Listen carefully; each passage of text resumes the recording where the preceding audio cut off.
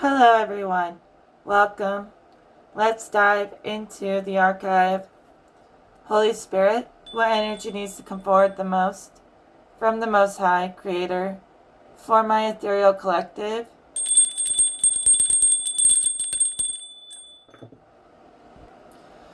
Your main guardian angel puts you on a pedestal.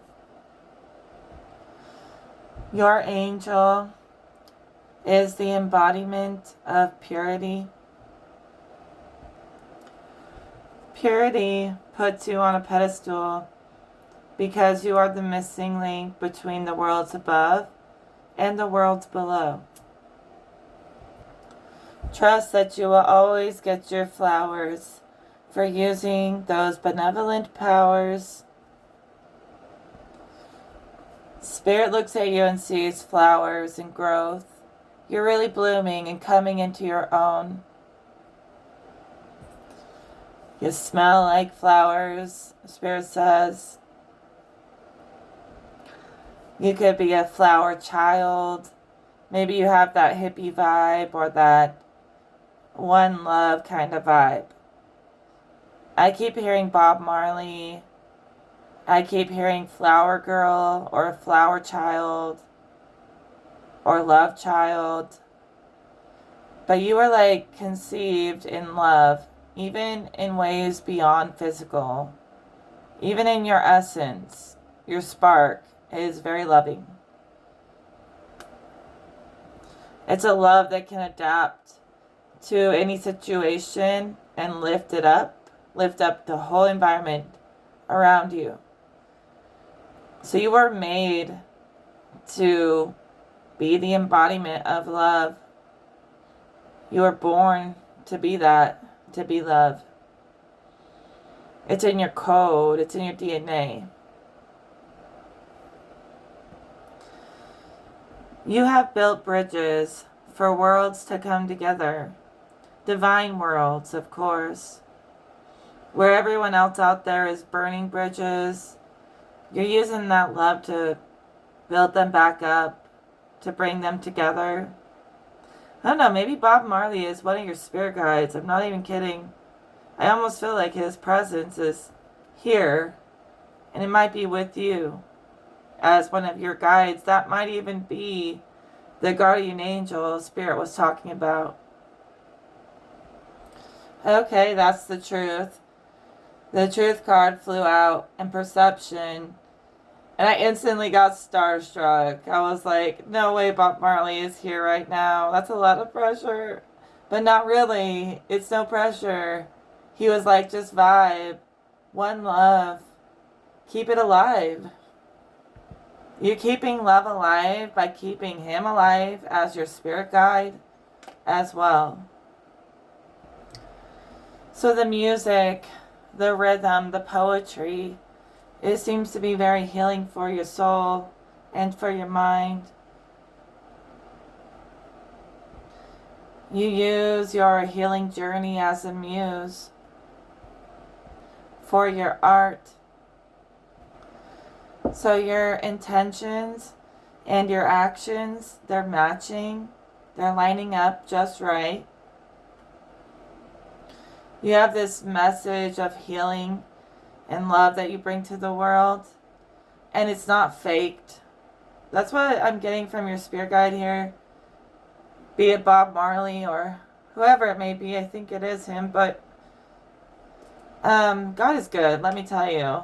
He would send me one of my favorite musicians, and then I would be speechless. And maybe that's how you make people feel as well. Maybe you have this way where they can feel your intentions through your music or your art or whatever it is you do. And your intentions speak really loud to people on a soul level, you know? Your soul aligns with your intentions and what you create, and it's not faked. And your guardians are proud of that. They say that like your art is an extension of yourself. So it's an expression of your inner being, and everyone can feel it. And that's rare. It's not like some image you're upholding Your art literally is an expression of your deepest self. There's no fake image there. And that's what he says changes worlds, is when actions and intentions line up and everyone can feel it. And the world is supposed to be creating. He says everything is art.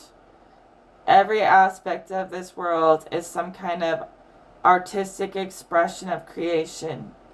It doesn't have to be a big calculation or burden. You can even view intelligence as an expression of art. All of it.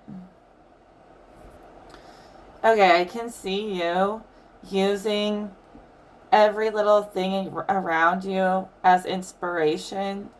So you could draw inspiration from the wind, from the most simple of things. I swear you see the creative energy in between the space, in between the veils, that a lot of other people overlook.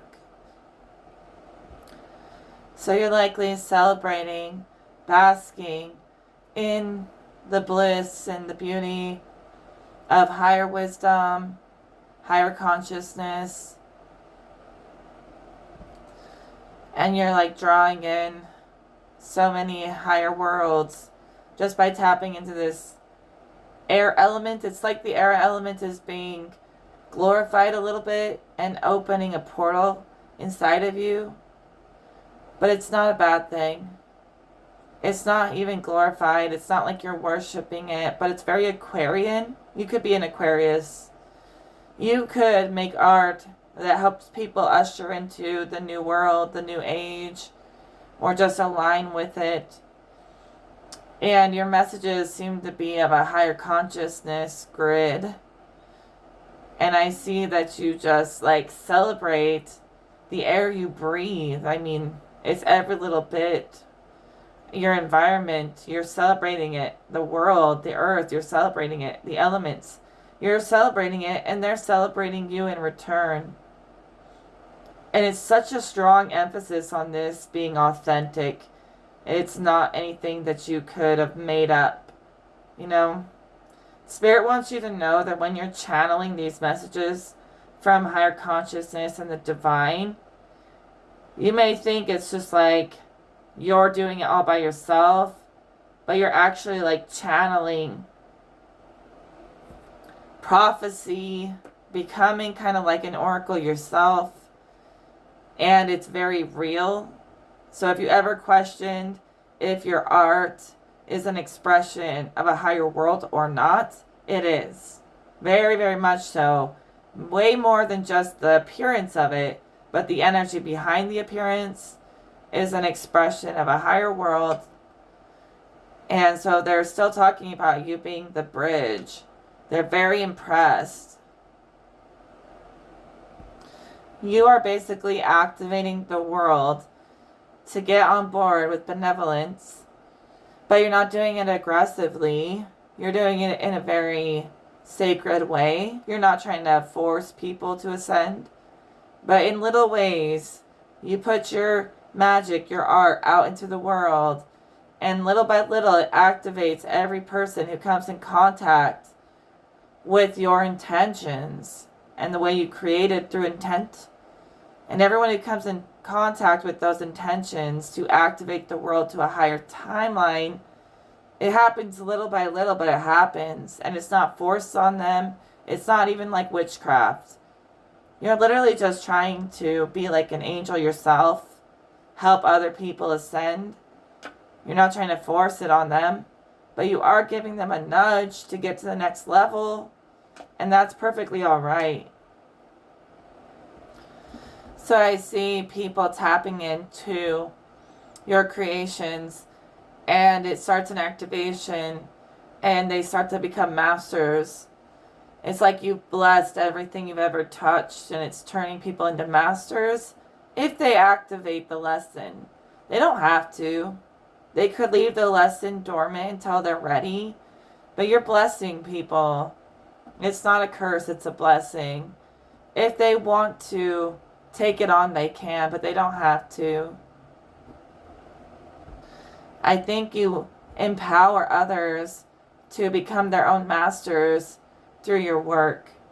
So you're not trying to take anything from anyone. You're trying to build them up. Blessed are the peacemakers, right? You got anointed by your angels and God at some point to be able to do blessings for other people. Even if you're not traditionally religious, you can bless or pour your intent into your work, and you have been like anointed to be able to activate people, to be able to speak peace over their lives, and to counter anyone speaking ill will over people's lives. So Spirit says there will always be people seeking to curse each other and see each other suffer. That's like the human condition. Those people are wrong. There's only rare cases where people really deserve to suffer if they're truly so wicked that we have to stop it. One way or another, we must stop it. We must act and stop wickedness, like absolutely. But I really don't keep them in my consciousness. Okay? There's a time to fight, and there's people fighting those battles beyond me. But I see like peace for all people raining down.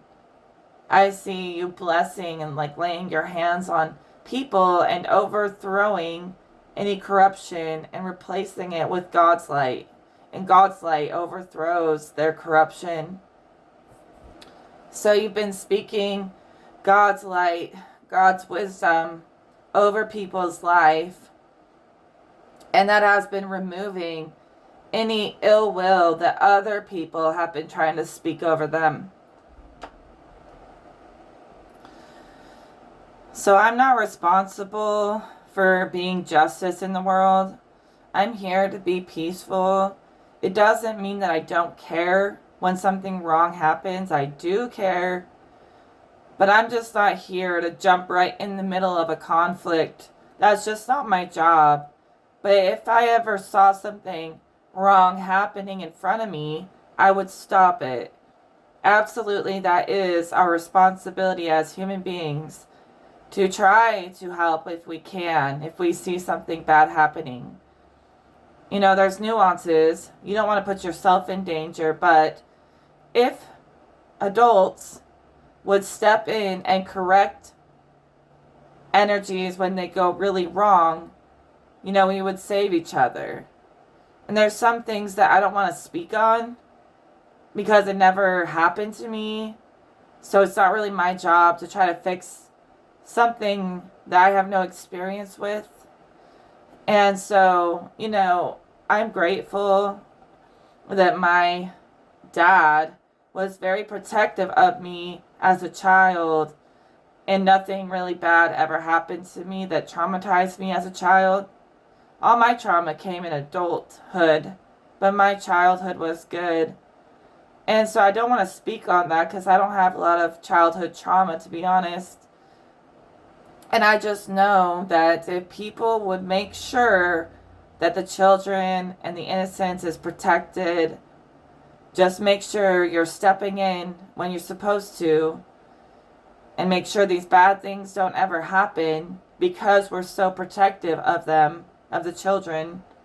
That's what it takes to correct everything, to make sure that nothing bad happens in the first place, by keeping a close eye on them and everything they're doing, and not trusting these strangers out there that are not good people. You know, you gotta be super kind of overprotective. Make sure that they don't get traumatized. And when there's no parents protecting the child and they get traumatized, you know, that was the fault of a parent or a guardian not doing their job, not protecting that child, you know. So it's not the child's fault. Their guardians or whatever should have been protecting them, just like my dad was super protective of me. Thank God, right? So I feel it's like necessary to step in when things get really bad. But I don't have expertise on that. So when I talk, I'm not talking about the worst of the worst, although I know they exist, right? So I feel like if people did the right thing more often, we could eliminate all that trauma. You have to keep a really close eye on your kids and these people in the world and stop it before it happens. That's my honest opinion. But that's a very serious, heavy topic, so I'm going to carry on. I also know maybe there's some cases where you couldn't stop it, or there was, but Spirit, God tells me there's always this opportunity where somebody should have protected a child when they didn't. And that's what needs to change. We need to be super protective over them. So anyone trying to harm, the innocent, basically that is the point of no return. And I have no mercy, no sympathy for them whatsoever. Okay? But other than that, other than the damned that are in God's hands, other than that, I believe we could have peace between all people. Anything that harms children or the innocent, I consider to be the worst of the worst, and I have no sympathy for that. But other things, I believe, could be healed as long as it hasn't gone that far. So, I believe we could create peace between the positive and the negative polarity if we find a nice centered, sweet spot between us all. There is great power in the peace and the purity that you connect to. The way that you purify these powers. I literally see God working through you to purify the planet. And it's all shifting through you. So I see like hierarchies, shifting powers based on the energy work that you do. And I see that happening because you're aligning within yourself what power means to you. And I think you're finding more power in benevolent goodness than you are in control or dominating others. It's like you're seeing things as they're meant to be. So while the world is fighting for power over material shit, you're not. You're finding a lot of strength coming from this place of softness. It's very gentle. You're like finding even more strength through your gentleness than you ever found through aggression. And I find that really beautiful because you're not affected by the chaos anymore. You don't feel like you have to show off or prove yourself to be right. You feel and you know in your soul that you're good and that's right for you. So it's like you're not giving away all the secrets of God's plans, but you know the plan. And it's like you would think to purify the earth would be like a big purge and war and chaos, and it's not. God speaks of it as a gentle cleanse. You're literally supposed to lay your hands on people's crown chakras. See, I'm seeing a blend between two worlds. Like, there's these people putting their hands on someone's head and blessing them. But there's also someone who's like a Reiki person putting their hands on that same person's head and clearing their crown chakra through some kind of traditional blessing. So it's like two worlds coming together. And I see these people clearing the minds of many, the collective mind. And it's very gentle. They like suck the poison out of their minds with their hands. So there's like a poison in people's minds, right now in the world, that makes them think war and all that is the answer. It's very rarely the answer. Every once in a while the fight is the answer, but not most of the time, no. So there's like these men, and then there's these like Reiki masters, and then there's like these religious, people. And they're both doing the same thing, drawing this poison out of the top of the head within the mind of the collective. And it's very gentle, and it creates a effect that passes through the whole network of consciousness. And basically, it's really interesting. So it's like a mental reset.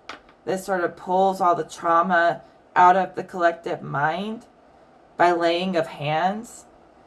It doesn't have to be by some strict rule book. It could be in many different ways. And I see that it pulls everyone to a higher dimension when it's done. So it cleanses the mind, and then they start to align to a higher dimension than the mind. Places beyond the mind's webs that it weaves. It starts to find higher consciousness, even beyond like the webs that the mind can weave and the tricks that it plays on itself and others. There's a place beyond lies and tricks. And you got to pull lies and tricks and deception out of the collective mind. And they can start to see that there's not power in that. There's no power in that. So it's kind of like resetting the dream that they're living in. So we're all kind of in our own dream, our own version of reality. And by pulling this poison out of the collective mind, not you guys, but like this is just in general. I don't know who they're talking about. There's like a group of people that need this. But I don't see it really being my collective. I see it being a different collective. In the end of it all, doesn't matter, not really. But whatever they're doing, it's as if they like go to sleep, go into a dream, and wake up reset in a higher world. And some people, this is their art. To do these blessings, laying of hands is their art, or their way that God can act through them. And Spirit says God's acting through you when you're aligning your intent with your creation. And this intention with the laying of hands, it's like a kind of art. Even some people who are not like good painters or good at making music or whatever may be really, really good at simple things like just putting their hands on someone and helping them correct their frequency. And that's art too. That's God. Anytime you allow godly intentions to manifest through your actions, you're fulfilling your purpose as a piece of the Creator. So I see when you do this, it pulls the overlay off of them. It pulls the veil off their eyes. So basically, everything you're doing to express the goodness of God on earth, it is elevating the whole world out of a place of suffering, and it gets them to start creating out of a good place too, instead of creating out of suffering. So it's like all of you, through whatever your art, creator energy is, right? You're elevating the whole world to feel, like they can elevate out of suffering, and they can start to get on the roll of creating more positive stuff to come in and less negative. And there is an extent where life just happens and you can't control every move, but you can control the state of awareness that you're going to be in as you react to life. So through your music or whatever it is, you make people feel like they can take on the world, even if it sucks sometimes. And they start finding solutions, finding God's light, and bringing it into these spaces where, so like, there's these spaces where evil things happen in the world, out there. And those spaces get so dark and low that there's no light of God in them. Like, God's not in those rooms. Okay? And then someone comes in and, like, I don't know, it's kind of like scary. Because they're like walking into these rooms where there's dangerous people, dangerous situations. But they bring God wherever they go. And so when they walk into these rooms change to adapt to their mastery, their presence of God within them. So God is going into these like really wicked spaces through you, and you are helping to lift these spaces and correct them. But don't take that too far, because I don't want anyone getting hurt, okay? So be very careful. Seriously, very, very careful. But you almost feel like you're unstoppable. So God is using you. If you end up in one of these dark spaces, it's going to be working through you to bring the light, to bring enlightenment, higher consciousness. And then people start to become more and more in tune and aware of this higher state of being. And it grows bigger and bigger and bigger. And every single one of them who finds that impacts the next one. And everyone starts to grow as one. It builds an effect, and it's like all you really did was spark the effect just by embodying God. And you're embodying a reflection, an aspect of God, right?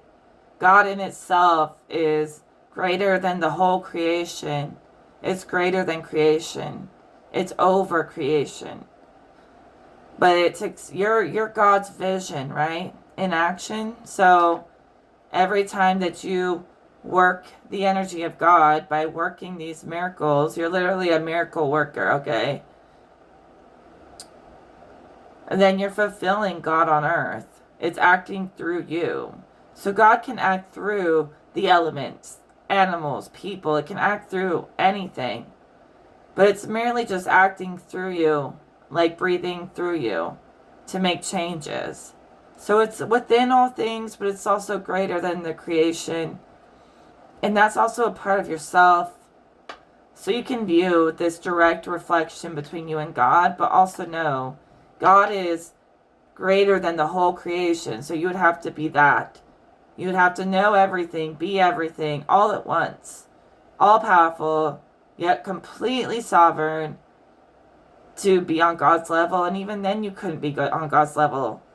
But as long as you're like letting God act through you, you can hold God energy in every space you pass through. And you can feel very untouchable. So I'm just saying that God breathes life into the creation, breathes life into these negative spaces, and cleans them all up, But it's still greater than everyone. I wouldn't say that any one person can be God in itself, but they can definitely ascend to their highest form, where they're so close to God that it's almost like, yeah, you are God. But just remember, once you reach the pinnacle of learning something, even if you start to feel like God because you've learned so much, that'll eventually break and reset into new levels of learning, where you'll find out there's endless information out there and you could never know it all. And that's beautiful, right?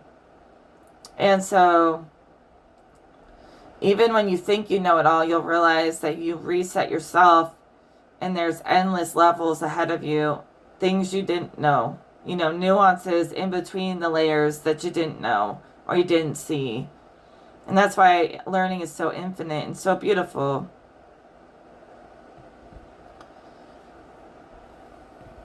So you would have to embody the eternal, infinite everything to be God. And I even think that the highest gods still learn from us.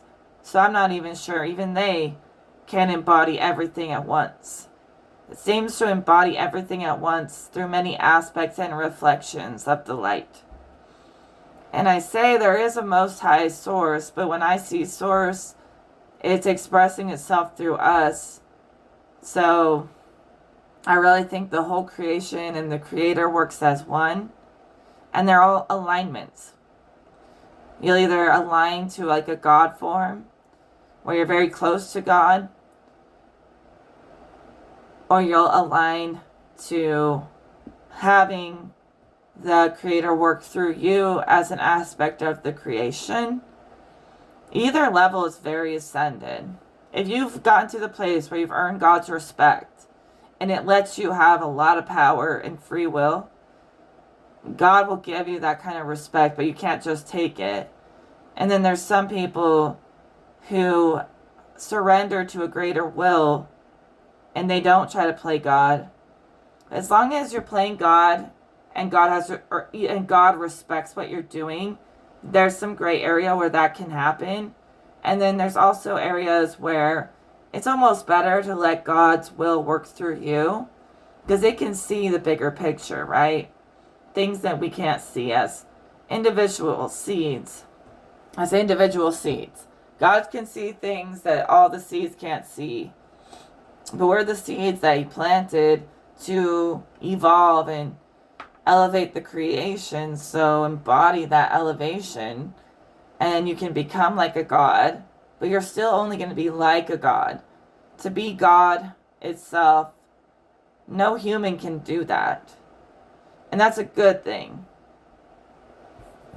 People who get to that level where they think they're God, and they really don't see that there's still always something bigger than you and greater than you. Yes, you have an aspect of all of that within you. I'll say it over and over again. There's always a greater expanse beyond just you. Even when you think you've maxed out, you haven't. It's impossible to max out the expanse. So if you limit your perception and you think you're God, you're basically trapping yourself in an ego reflection. And you have to give yourself room to learn more and open your mind. And then you can start seeing beyond this current level you're on, where you think you've maxed out, but you haven't. But to get to the next level, you have to open your mind to the next level.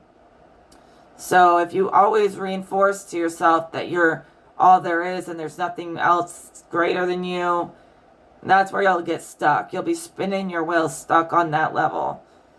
But if you start opening your mind and spirit to the next level, it'll be like, wow, I have infinity to go in learning. So I'm not going to get stuck. In the joy of learning, the pursuit of wisdom and knowledge is like the whole point in life. It's beautiful. Just to gain more power through more knowledge and know how to use knowledge as wisdom, not use knowledge to manipulate. So if you really want to be like a God, keep absorbing more information on the highest level, and that will give you more power, more information, more power. If you stop taking in information, it kind of disintegrates your power as a God. You have to evolve as the creation evolves as one to maintain this God position. So we can be like lesser gods. There's an almighty ultimate God, but when we discover our highest form, we become kind of like gods. Not to replace the creator, but we can be like gods. And I'm telling you, you can. To become a god in the energy world, you have to adapt as your creation evolves and grows. You have to adapt and grow with creation. If you're not growing and evolving with creation, the creation will outgrow you because it will never stop growing. So people who stay stuck in one position, the creation will outgrow them. And they won't be able to be gods over the creation. They'll just be ego gods. To maintain power over existence, you have to move with it. And so you can become a God, but you can't replace the absolute. But if you're not taking into considerations the needs of your creations, then the creation will outgrow you. And then you're no longer a God if the creation has outgrown you, right? So you seem to be finding sanctuary in a higher state of consciousness and a greater dream. You know, the guardians, they energetically laid hands and they purged many people already in this moment of the limitations and lies that the controllers have put in people's minds. And the dream is upgraded already with a new sense of sanctuary for so many. So Spirit says that you are mastering the mind is not mastering you. When the mind is overstimulated and overworking, people may think they're just thinking really hard, but really the mind is starting to take claim over you. So if you can jump in and out of information with ease, you're controlling the mind more than it controlling you as its own conscious entity. You know, the mind is like an entity in itself sometimes, and it can try to take control over your reality. But when you're able to turn that overthinking into like a blissful dream, then the mind has no power. You don't have to be thinking and calculating all the time to have some kind of control. Sometimes just experiencing yourself, even the flaws, is going to give you a greater sense of control. And when you break limitations and you start reaching higher levels of expansion, you will find higher truths and you will realize, you know, a nice centered sweet spot within each realm that you expand into. You will find mastery as you travel, mastery over the different dimensions that you pass through, but it is infinite. So you can master aspects of yourself in creation, but there's no end to what can be mastered and what can be learned. So to be thinking and calculating all the time doesn't necessarily mean that you're learning on the highest level. Sometimes learning on the highest level is just playing and playing your way through the game of life, and enjoying it and seeing what happens and letting God be in charge sometimes. I see that people think they gain control by trying to figure out every answer to the universe. And I'm like, sure, yeah, that's great. Do your thing. But Spirit says, that's not really control, is it? Because if they feel like they need every answer to feel content, they're really not in control. So if someone can just play and then the answers come as they may, they have a little bit more control because they're not obsessed with the creation. They're trusting the Creator to show them the answers. So neither one is wrong or right, they're just different.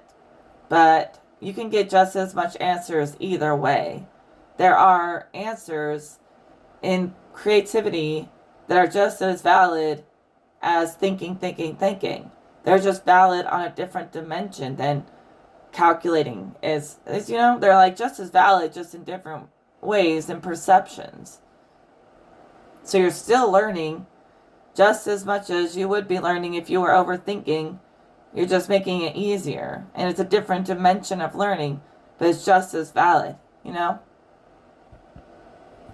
All things in balance, of course. So Spirit says, you know, every thought you have, whether analytically or creatively, okay, all of this is opening pathways in consciousness. So you're opening many doors into the energy realms with every thought you have. Those pathways in your brain are pathways and gateways in the quantum, in everything. And you may think they're invisible, but you're really opening many portals as you travel in your mind and things like that. Any kind of travel is opening quantum portals. So you can start choosing the pathways that you want to walk inside and outside of yourself. Those will align very naturally. Spirit says it's not about rejecting your flaws or your human side, but you are really picking and choosing the path that you walk. And that's your right to choose it, however you want to choose it. And if that means not allowing the human side or the fallen side in your life, so be it. That's your choice. It's not that you're demonizing it, but you don't have to align to it. You don't have to choose to walk that path. So I basically see God closing portals that don't serve us and opening portals and pathways that do. And they're not boring, but they're not fallen. They're very pure, but very intricate at the same time. It never gets boring, but it never has to be fallen at the same time. When I speak of fallen, it's a very high level that I live on. So like anything of the human world, of the flesh, at all whatsoever, it's like a fallen nature to me. I'm not used to it, okay? I came from a world beyond the human flesh, and this world, like everything about it, seems like a fallen way of being. But then again, I leave room for middle ground, for temperance between people. But anything of the fallen nature is the human world. And I also think it's a beautiful, natural thing as well. So at the same time, I'm like, I can honor their fallen ways. They can act in those natures if that's who they are, as long as it's not going past the point of no return. But I am definitely not on that page. I just came here to experience this density and get the heck out of here and go back to the higher realms. So it's very foreign to me to be trapped in any kind of limitation. So I call that all fallen. But it's also kind of divinely fallen, as long as it doesn't go too far. Where people want to act on their shadow, so be it. It's not my job to try and control that. But for people who want to escape it, we just purge them of their programs right now. All of the old programs have been deleted from the collective mind. So we deleted all the old programs and limitations. So, like, if you pass through the fallen world, the human world, you'll get to have a dance with the human natures. But eventually you'll master those natures and you won't have to keep living in them anymore. So you can ascend beyond human natures by passing through them and mastering them. But at some point or another, they're no longer necessary. You've already done that dance, it's over. So now, like, all that seems necessary is to ascend to higher and higher and higher levels. And as you ascend, you keep gaining more mastery. So you're not rejecting the past mastery. You've integrated the past mastery. But now you're just going to like keep reaching for the stars and beyond. And that is releasing limitations. So you had the experiences you wanted to have. And now you're like beyond that. And every time you complete one of these levels, you emerge and manifest in a greater dimension of yourself and the world every single time. So it seems as if your intuition has moved into a transition of sort of calmer waters, right? I see someone being very acute to pick up on the chaos and stuff like that. And yes, that exists, but they can tune their intuition to be in a more calm, centered place. So it's picking up on signals that are of a higher frequency And it's just as intuitive as the lower stuff. It's just like a higher level of intuition that picks up on higher stuff. So they've changed the angle of their intuition. They've tuned their intuition to pick up on higher dimensions of creativity. And that's just as accurate.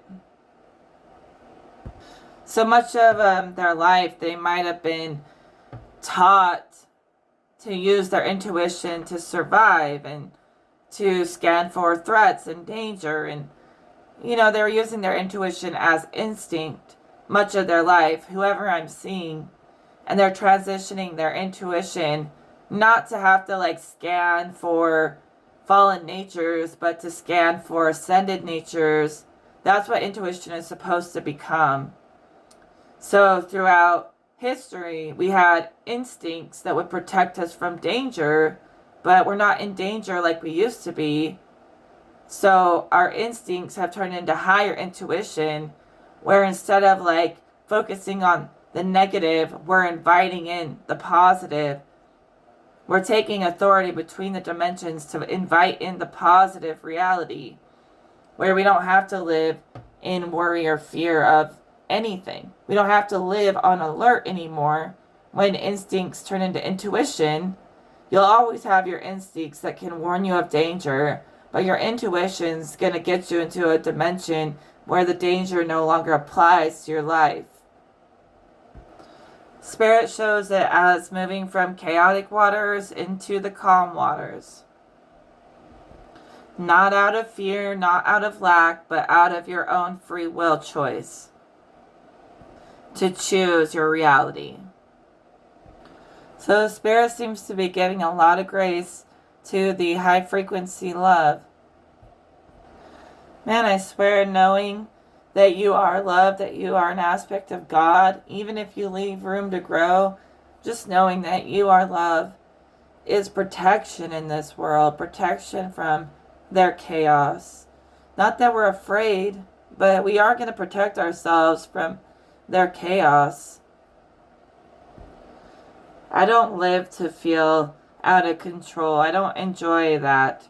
I don't grasp for control. I let it be. But I also don't enjoy destruction or fighting or conflict. So I want to thank Bob Marley for coming through. This wasn't supposed to be a channeling session with him.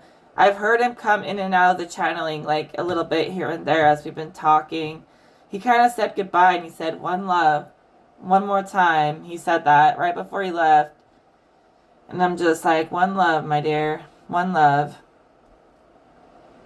And he said that love can protect you from some, the system. Anyone out there wicked trying to harm you. Love is your armor. He calls it God's love. He says that love is not a weakness. It keeps you safe.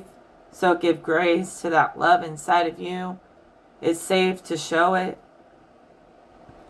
You are safe to express yourself without fear. All the magic, all the spirit, you can express it all without fear. Because there's nothing to hide. There's nothing to fear. As long as you stay vibrant, you're going to feel good with every word you speak and every step you take. You're going to feel fortified and aligned. The pathway is becoming more clear because you're carving out that pathway inside your mind and in your environment. And the pathway matches your expression of the Creator, your expression of soul. So you don't have to hide behind any kind of facade or, stage name or character, You can move without a veil, hiding your true self. You don't have to hide anything. Not when you have nothing to hide. So they say, you're supposed to create through passion. So if you want to talk about the horrible times, the good times, everything going on inside of you, inside your art. That is normal and natural. You shouldn't be limiting your expression in your art for fear of what other people may think. Then you just take all the magic out of the art doing that. So he says, like, create authentically and know that's okay. Alright, so the shadow feels loved. We've given it room to heal creatively, opening the doors to God's light endlessly. I'm going to leave that reading as it is. Think you're all doing amazing. And I will talk to you in another video. Take care.